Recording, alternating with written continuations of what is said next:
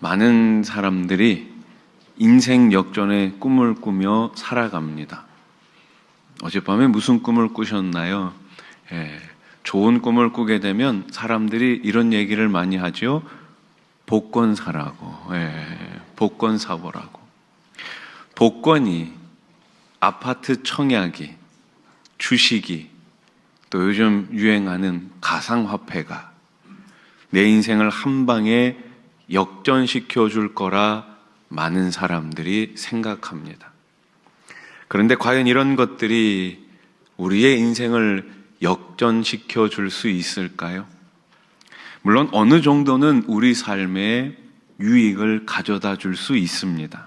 하지만 이러한 것들은 분명 한계가 있습니다. 이 땅에서만 유효한 거예요. 운전을 하려면 면허증이 필요하죠. 저도 21살에 면허증을 땄는데요. 어렵게 땄습니다. 그 당시에는 일종 보통 면허가 80점 이상이었거든요. 그랬거든요. 우리 예전에 면허증 따보신 분들 다 아시잖아요. 일종 보통은 100점 만점에 80점 이상이었어요. 그 당시에 이제 제가 면허증 시험을 치러 갔는데 한 130명, 140명 정도가 쳤는데 80점 이상 맞은 사람이 한 3, 40명에 불과했어요. 보통 경찰이 이제 그 경찰분이 시험 감독을 하잖아요. 마지막에 그러시더라고요. 세계에서 제일 어려운 시험이라고. 보통 보면은 60점 이상이 보통이고, 보통 과락이면 60점이잖아요. 조금 어려우면 70점인데, 80점 이상이라서 제일 어려운 시험이라고. 근데 나중에 이 80점이 지금은 70점으로 10점이 내려갔어요. 최근 얼마 안 돼서 따신 분들은 아마 아실 거예요. 하여튼 면허증을 땄습니다. 면허증을 따면 운전을 할 수 있는 자격이 주어지는 거예요. 그래서 면허증이죠. 그런데 이 면허증을 가지고 외국에 가서 운전할 수 있나요? 없습니다. 외국에 가서 운전할 수 없어요. 외국에 가서 운전하려면 경찰서에 가서 국제 면허증이라는 걸로 바꿔야 돼요. 우리는 이 땅에 살지만 하나님 나라의 백성입니다. 그래서 우리는 우리의 시민권은 어디에 있는 거예요? 하늘에 있는 거예요. 하늘에. 그래서 인생 역전의 열쇠는 이 땅에서 찾아야 하는 것이 아니라 우리의 신분을 바꿔주신 하나님에게서 찾아야 하는 것입니다. 좀 더 정확히 말하면 하나님께서 우리에게 주셔야 하는 거예요. 하나님이 은혜를 주셔야 합니다. 그 은혜는 바로 예수 그리스도이십니다. 룻기의 이야기를 통해 우리는 계속해서 하나님의 은혜를 생각하게 됩니다. 나오미와 룻에게 베풀어진 은혜는 한둘이 아니었죠. 나오미와 룻이 베들레헴으로 온 것이 은혜이고 그들이 추수기에 베들레헴으로 돌아온 것이 은혜입니다. 룻이 우연히 들른 곳이 보아스의 밭이었다는 것이 은혜이고 룻이 일하는 현장에 보아스가 직접 온 것도 은혜였습니다. 그리고 보아스가 룻에게 관심을 가지고 주목한 것도 은혜이고 룻에게 갖가지 호의를 베푼 것도 은혜입니다. 보아스의 호의에 의해 룻이 한 에바나 되는 풍성한 결실을 거두고 집으로 돌아온 것도 은혜이지요. 그렇습니다. 모든 것이 하나님의 은혜입니다. 그러나 은혜는 여기서 끝나지 않습니다. 하나님의 은혜는 멈추지 않습니다. 하나님의 은혜는 계속됩니다. 하나님의 은혜는 끝이 없습니다. 사도 바울은 자신이 받은 그 은혜에 대해서 뭐라고 고백하고 있습니까? 고린도전서 15장 10절 말씀 같이 한번 읽어볼까요? 시작. 그러나 내가 나된 것은 하나님의 은혜로 된 것이니 내게 주신 그의 은혜가 헛되지 아니하여 내가 모든 사도보다 더 많이 수고하였으나 내가 한 것이 아니요 오직 나와 함께 하신 하나님의 은혜로라. 아멘. 바울은 세 가지를 이야기하고 있어요. 첫 번째가 뭡니까? 나의 나된 것이 은혜입니다. 두 번째, 내게 주신 것이 은혜입니다. 세 번째, 나와 함께 하신 것이 은혜입니다. 오늘 여기에 모인 여러분 모두가 그 하나님의 은혜로 충만하시기를 우리 주님의 이름으로 축원합니다. 룻이 밭에서 가져온 한 에바의 곡식을 보며 이 나오미는 예사롭지 않게 생각합니다. 자, 17절 말씀을 보세요. 룻이 밭에서 저녁까지 줍고 그 주운 것을 떠니 보리가 한 에바쯤 되는지라. 아멘. 얼마나 됐다고요? 한 에바라고요. 에바. 에바는 무게의 단위인데요. 한 에바, 1에바는 약 22리터 정도가 됩니다. 별로 놀라진 않으시네요. 그럴 줄 알았어요. 지금 이 룻은 추수를 하러 간 게 아니에요. 지금 룻은 뭘 하러 간 거예요? 이삭, 떨어진 이삭을 주우러 간 거예요. 그런데 몇 리터나 주었다고요? 22리터나 주었다고요. 1리터짜리 우유 있잖아요. 그거 22개. 그만큼의 양을 지금 주워가지고 온 거예요. 이전에 이스라엘 백성들은 광야에서 매일매일 만나를 주우러 나갔습니다. 하루에 성인 한 명이 줍게 되는 만나의 양은 10분의 1에바였어요. 그러니 지금 룻이 가지고 온 1에바는 무려 10일치의 양식입니다. 열흘치의 양식인 거예요. 룻이 하루에 줄 수 있는 분량을 넘어선 엄청난 양을 가지고 온 것을 보고 나오미는 뭔가 심상치 않은 일이 일어나고 있음을 느낍니다. 자, 20절 말씀을 한번 보세요. 나오미가 자기 며느리에게 이르되 그가 여호와로부터 복 받기를 원하노라. 그가 살아있는 자와 죽은 자에게 은혜 베풀기를 그치지 아니하도다. 아멘. 나오미는 룻에게 은혜를 베푼 보아스를 축복하고 있습니다. 그리고 여기서 살아있는 자와 죽은 자에 대해서 이야기를 하고 있는데요. 살아있는 자는 누구입니까? 바로 나오미와 룻이죠. 죽은 자는 누구입니까? 나오미의 남편 엘리멜렉과 그의 두 아들입니다. 나오미는 남편 엘리멜렉이 죽고 두 아들이 죽은 것으로 모든 것이 끝났다고 생각했어요. 그러나 그것이 아니었습니다. 나오미는 엘리멜렉의 친족 보아스를 통한 하나님의 은혜가 계속되고 있음을 알게 된 것입니다. 하나님은 룻을 통해 나오미에게 은혜를 베푸셨어요. 나오미와 룻에게 임한 은혜는 죽은 자들의 그 죽음이 헛되지 않음을 알려주고 있습니다. 나오미는 룻에게 임한 은혜가 그냥 주어진 것이 아님을 알았습니다. 보아스에 대한 나오미의 축복은 한편으로는 나오미의 신앙 고백이기도 합니다. 은혜 베푸시기를 그치지 않는 하나님, 그 은혜가 마르지 않는 하나님을 지금 고백하고 있는 거예요. 성도가 우리가 살아가는 힘이 무엇일까요? 우리의 힘은 바로 하나님의 은혜입니다. 따라해 보십시오. 우리의 힘은 하나님의 은혜입니다.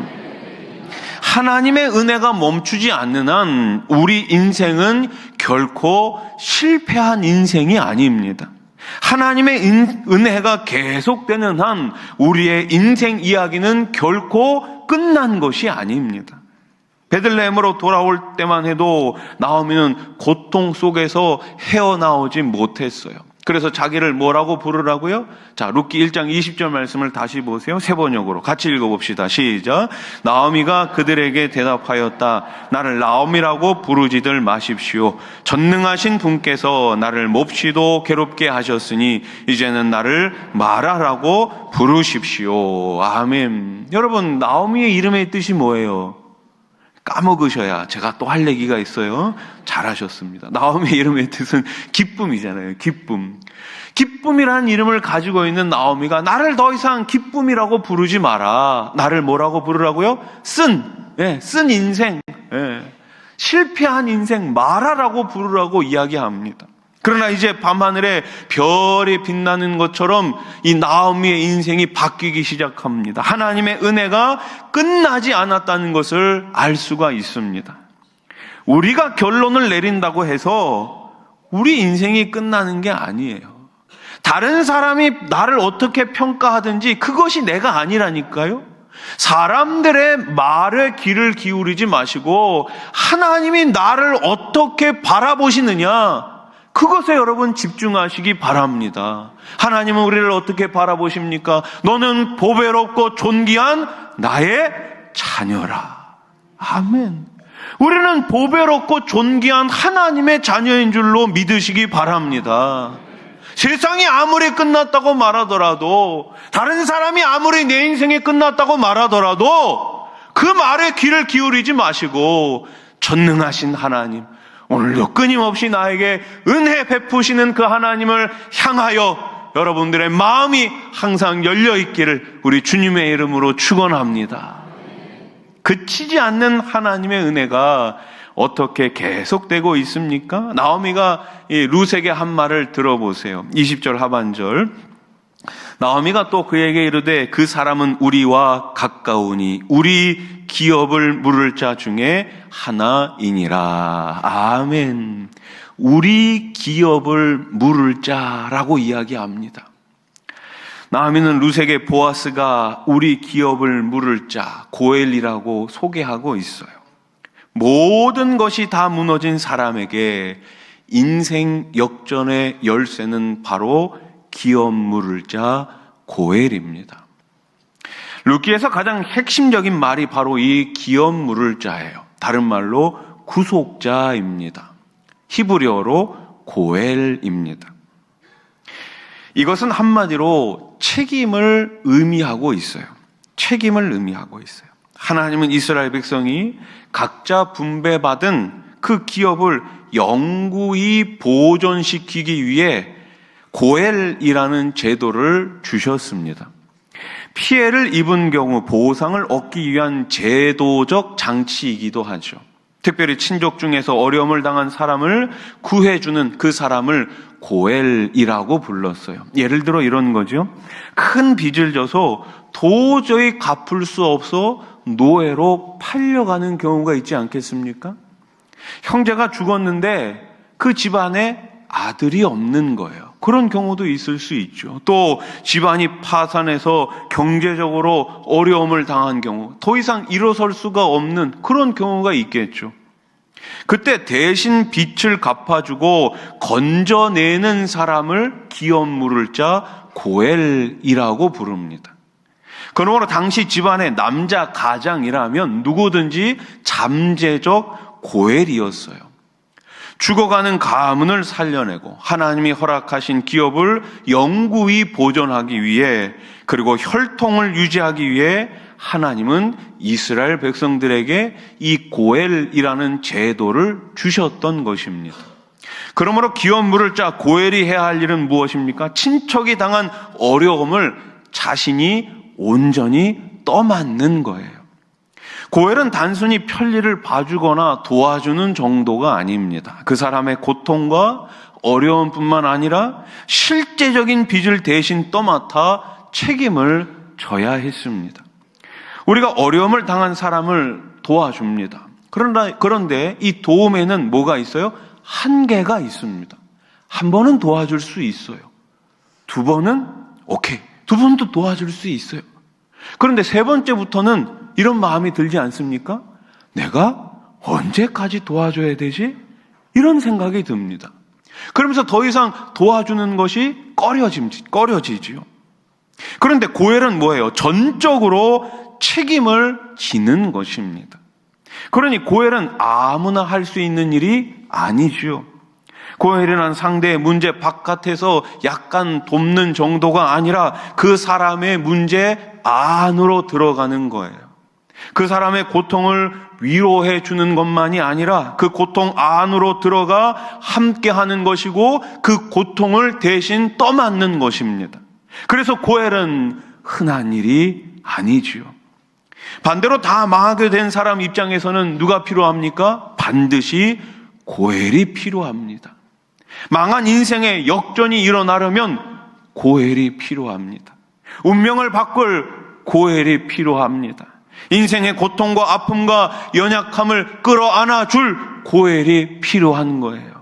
인생의 모든 절망적 운명을 끌어안아줄 고엘. 그런데 과연 이러한 고엘이 있을 수 있을까요?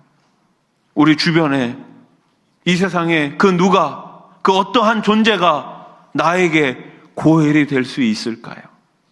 우리의 모든 아픔과 고통과 실제적인 어려움을 해결해 줄 수 있는 인생 역전의 열쇠는 오직 한 분, 예수 그리스도이십니다. 그래서 예수님만이 우리의 고엘이 되시는 거예요. 예수님만이 우리의 기업 물을 자가 되시는 것입니다. 그래서 예수님은 이 땅에 오셔서 우리의 구속자가 되신 것입니다. 여러분 한번 생각해 보세요. 밭에서 이삭을 조금 더 줍는다고 해서 룻과 나오미의 인생이 바뀔 수 있을까요? 바뀌지 않습니다. 바뀌지 않아요. 이삭을 조금 더 줍는다고 해서 그들의 삶이 바뀌지 않아요. 그들의 삶이 바뀌려면, 그들의 인생이 바뀌려면 고엘이 필요합니다. 우리는 고엘, 기업 물을 자, 구속자라는 말에서 당연히 누구를 떠올려야 합니까? 예수님을 떠올려야 합니다. 여러분, 사랑이 무엇입니까? 사랑. 많은 사람들이 사랑에 대해 이야기합니다. 또 많은 사람들이 사랑에 대해 노래를 했지요. 예. 강단에서 유행가 부르면 안 될 것 같아서 안 됩니다. 여러분, 사랑한다는 것은 뭐예요? 상대방의 좋은 면만 끌어안는 것이 아니잖아요. 상대의 아픔과 연약함도 함께 끌어안아야지. 그것이 진짜 사랑 아닙니까? 네. 상대방의 인생 안으로 깊이 들어가는 것이 사랑 아닙니까? 우리를 향한 하나님의 사랑은 온몸을 던진 사랑이었습니다. 하나님은 우리의 고엘이 되기 위해 아들 예수 그리스도를 이 세상에 보내주셨습니다. 이 땅에 오신 예수님을 이사야 선지자는 뭐라고 기록하고 있습니까? 이사야 53장 4절로 6절 말씀. 그는 실로 우리의 질고를 지고 우리의 슬픔을 당하였거늘 우리는 생각하기를 그는 징벌을 받아 하나님께 맞으며 고난을 당한다 하였노라. 그가 찔림은 우리의 허물 때문이요 그가 상함은 우리의 죄악 때문이라. 그가 징계를 받음으로 우리는 평화를 누리고 그가 채찍에 맞음으로 우리는 나음을 받았도다. 우리는 다 양 같아서 그릇 행하여 각기 제 길로 갔거늘 여호와께서는 우리 모두의 죄악을 그에게 담당시키셨도다. 아멘. 우리의 모든 죄악을 예수님이 대신 져 주신 거예요. 고난의 세상 한가운데로 연약한 육신의 옷을 입고 오신 예수님 스스로 우리의 고엘이 되어 주셨습니다. 그가 징계를 받음으로 우리가 평화를 누리고 그가 채찍에 맞음으로 우리가 나음을 받았습니다. 이것이 바로 예수님이 고엘이 되셔서 우리들에게 일어난 일입니다. 우리의 모든 고통의 원인이 그분께로 다 옮겨져 간 거예요. 죄로 인해 우리가 받아야 할 저주를 그리스도가 대신 맡아주신 것입니다. 그러므로 예수 그리스도를 만나면 인생의 역전이 일어납니다. 죄악에서 영원한 하나님 나라의 자녀로, 죽음에서 생명으로 우리의 신분이, 우리의 삶이, 우리의 영원한 미래가 바뀌게 된 것입니다. 나오미의 가장 큰 절망은 무엇입니까? 대를 이을 아들이 없다는 거예요. 당시엔 아들이 곧 땅이요, 재산이요, 전부였습니다. 사실 이 시대까지 안 가더라도 우리 예전의 어르신들은 아들을 좋아하셨잖아요. 저희 아버지도 저 낳고 되게 좋아하셨습니다. 제가 누님만 두 분이거든요. 저희 부모님은 20살에 결혼하셔서 21살에 저희 큰 누나를 낳으셨습니다. 그리고 24살에 둘째 누나를 낳으셨고 군대를 가셨어요. 아버지가 군대를 가셨어요. 딸 둘 낳고 군대 가셨어요. 그 당시 어머니는 남편은 군대 가고 딸 둘을 키워야 되니까 남편이 군대 간 거는 전혀 생각이 없고 어떻게 이 두 딸을 키워야 할지. 군대 갔다가 오셔서 저를 낳으신 거예요. 얼마나 좋으셨겠습니까? 아들이 좀 잘해야 되는데, 근데 아들은, 저도 아들이지만 별 필요가 없어요. 딸이 좋은 것 같아요. 근데 당시엔 뭐라고요? 아들이 곧 땅이요, 재산이요, 전부라고요. 그런 아들이 없다는 것은 뭐예요? 인생에 소망이 없다는 것이고 미래가 없다는 것입니다. 나오미가 룻을 데리고 베들레헴으로 돌아올 때만 해도 어땠을까요? 그 소망은 다 끊어진 상태였습니다. 우리에게, 나에게 내일은 없구나. 그런 마음으로 베들레헴으로 돌아온 거예요. 그런데 일이 참으로 묘하게 돌아갑니다. 나오미는 룻과 보아스의 관계에서 그 희망의 싹을 지금 보고 있습니다. 이제 룻도 보아스가 자신에게 친절과 호의를 베푼 고마운 사람일 뿐만 아니라 혈통적으로도 연결점이 있다는 사실을 알게 돼요. 마치 우리 가정에, 우리 가문에 고엘이 될 수 있는 사람을 만난 것처럼. 자, 21절 말씀 보십시오. 모압 여인 룻이 이르되 그가 내게 또 이르기를 내 주소를 다 마치기까지 너는 내 소년들에게 가까이 있으라 하더이다 하니. 아멘. 단순히 오늘 하루 한 에바나 되는 많은 이 이삭을 준 것뿐만 아니라 추수를 다 끝날 때까지 다른 밭에 가지 말고 여기서 계속해서 이삭을 주우라고, 그리고 소년들과 함께 있으라고, 혹시나 이 해코지를 당하지는 않을까 염려하면서 안전하게 보호해주는 그 말 아닙니까?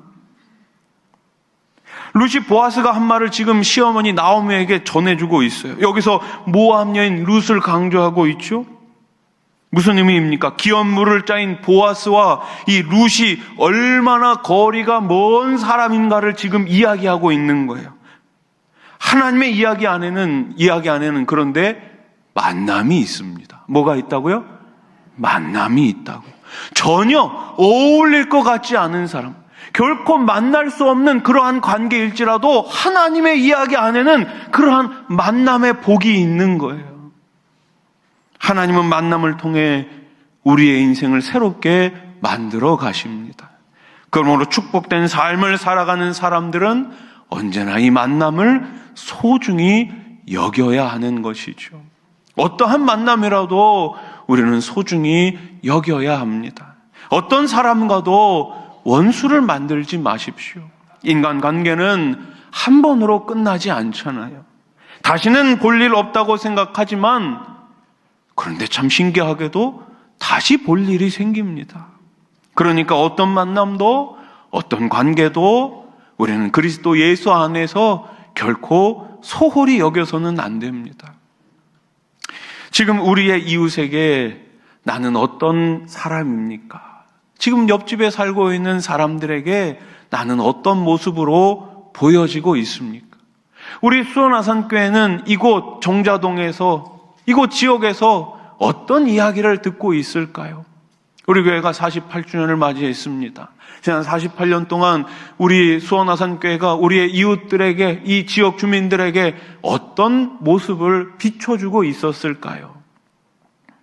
누가복음 10장에 보면 한 율법 교사가 자신을 의롭게 보이려고 예수님에게 찾아와 질문합니다. 그 질문의 내용이 뭡니까? 바로 이웃에 대해서 묻고 있어요. 그러자 예수님께서 강도 만난 사람, 그 유명한 비유를 꺼내십니다. 한 사람이 예루살렘에서 여리고로 내려가다가 강도를 만났어요. 강도가 그의 옷을 벗기고 때려 거의 죽게 되었습니다. 그때 마침 누가 지나갔나요? 제사장이 지나갔습니다. 이어서 또 누가 지나갔습니까? 레위인이 지나갔어요. 제사장, 레위인, 그런데 그 거의 죽게 된 사람을 보고 그냥 지나쳐 갑니다. 그런데 그때 또다시 누가 등장합니까? 사마리아인이 그곳을 지나갑니다. 사마리아인은 어떤 사람입니까? 유대인들과는 철천지 원수입니다. 원수예요. 그래서 유대인들은 사마리아인과 상종하지 않아요. 사마리아인의 마을로도 지나가지 않습니다. 그런데 그 강도 만난 사람, 그 사마리아인이 어떻게 합니까? 자, 누가복음 10장 33절로 34절. 어떤 사마리아 사람은 여행하는 중 거기 이르러 그를 보고 불쌍히 여겨 가까이 가서 기름과 포도주를 그 상처에 붓고 싸매고 자기 짐승에 태워 주막으로 데리고 가서 돌보아 주니라. 아멘. 그 사람, 강도 만난 사람을 일단 불쌍히 여겼어요. 불쌍히 여겼어요. 그래서 기름과 포도주로 상처에 붓고 싸매고 자기 짐승에 태워서 여관으로 데리고 간 거예요. 여관 주인에게 뭐라고 이야기합니까? 2데나리온을 주면서 이 사람을 돌봐주십시오. 만약에 돈이 더 들게 되면 내가 돌아오는 길에 그 비용까지 다 지불하겠습니다. 이렇게 말합니다. 우리는 이 장면에서 무엇을 떠올릴 수 있습니까? 고해를 떠올릴 수 있습니다. 여러분, 강도 만난 사람 어떻게 이렇게까지 도와줄 수 있을까요? 고해이죠. 쉽게 말해 그런 거예요. 내가 차를 타고 지나가다가 쉽게 말해 교통사고를 당한 사람이 있는데 거의 지금 죽음 앞에 있는 사람이에요. 생사 갈림길에 있는 사람이에요. 보통 사람 같으면 어떻게 해요? 119에 전화하거나 신고합니다. 그걸로 자기 한 일 다 했다고 생각. 그 정도만 해도 다행이죠. 그 정도만 해도 다행이죠. 그런데 지금 이 사마리아인은 어떻게 하는 거예요? 자신이 직접 신고도 하고 병원으로 이 사람을 옮겨가는 거예요. 응급실로 데리고 갑니다. 그러면서 비용을 다 지불해 주는 거예요. 병원비까지. 그러면서 이 의사한테 말하는 거죠. 병원에 얘기하는 거죠. 혹여나 병원비가 더 들게 되면 내가 그것도 다 지불하겠습니다. 이렇게 말하고 있는 거예요. 여러분, 과연 이 일이 가능할까요? 과연 이런 일이 가능할까요? 불가능합니다. 불가능합니다. 우리는 할 수 없습니다. 그런데 누가 하셨어요? 예수님이 하셨어요. 누구를 위해서요? 나를 위해서. 우리를 위해서. 예수님이 그렇게 하신 것입니다. 예수님이 율법교사에게 마지막으로 이렇게 말하죠. 이 세 사람 가운데 누가 강도 만난 자의 이웃이 되겠느냐. 그러자 율법교사는 자비를 베푼 자라고 이야기합니다. 그리고 예수님은 마지막으로 이렇게 말씀하세요. 누가복음 10장 37절 같이 읽어봅시다. 시작. 이르되 자비를 베푼 자니이다. 예수께서 이르시되 가서 너도 이와 같이 하라 하시니라. 아멘. 따라해 보십시오. 너도 이와 같이 하라. 사랑하는 성도 여러분, 사실 우리는 이와 같이 할 수 없어요. 그래서 우리는 이 장면에서 언제든지 예수 그리스도를 기억해야 합니다. 우리의 영원한 구속주가 되시고 우리의 영원한 고혈이 되신 예수님을 생각하면서 예수님의 마음을 이해해야 되겠죠. 우리도 예수님처럼, 나도 주님처럼 살겠습니다. 나도 주님처럼 살겠습니다. 이 고백이 오늘 저와 여러분들의 고백이 되기를 소원합니다.